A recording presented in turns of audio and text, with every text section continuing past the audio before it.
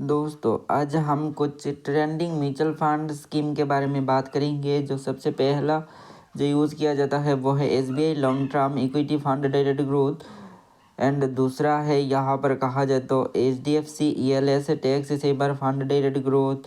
Next है Nippon India large cap fund direct growth and उसके बाद है Motilal Oswal mid cap fund direct growth and सबसे लास्ट जो है वो है क्या कि Quant small cap fund direct growth.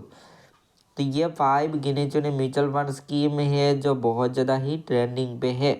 तो सबसे पहला जो म्यूचुअल फंड स्कीम है इसके बारे में जान लेते हैं। तो SBI लॉन्ग टर्म का जो म्यूचुअल फंड स्कीम है इसके बारे में कहा जाए दोस्तों तो इसका जो चार्जेस है ना वो भी जानना ज़रूरी है। तो यहाँ पर आप देख सकते हो इस म्यूचुअल फंड स्कीम का अगर बात करें ना तो यहाँ पर 3 इयर्स का लॉकिंग पीरियड है। आप लमसम या फिर SIP तो कर ही सकते हो, ठीक है। तो यहाँ पर 500 से SIP रखा गया है इसका। देन दूसरा जो म्यूचुअल फंड स्कीम है वो है HDFC ELS tax saver.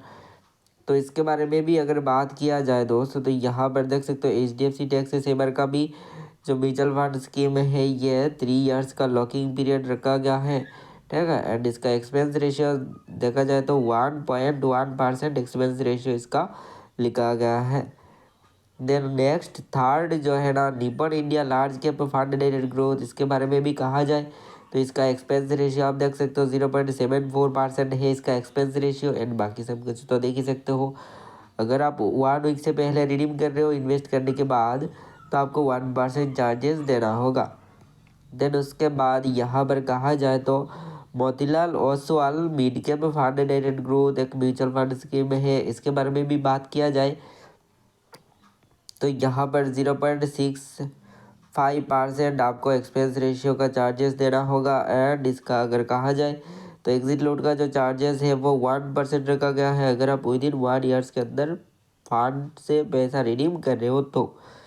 And सबसे लास्ट है quant small cap fund direct growth, इसमें क्या है 0.68% एक्सपेंस रेशियो रखा गया है। एंड एग्जिट लोड का चार्जेस जो है 1% रखा गया है 1 ईयर्स के लिए, ठीक है। तो अगर आप 1 ईयर से पहले रिडीम कर रहे हो तो आपको 1% चार्जेस देना होगा। और दोस्त ये वीडियो सिर्फ एक इन्फॉर्मेशनल पर्पज़ के लिए है, कोई भी इन्वेस्टमेंट एडवाइस नहीं है।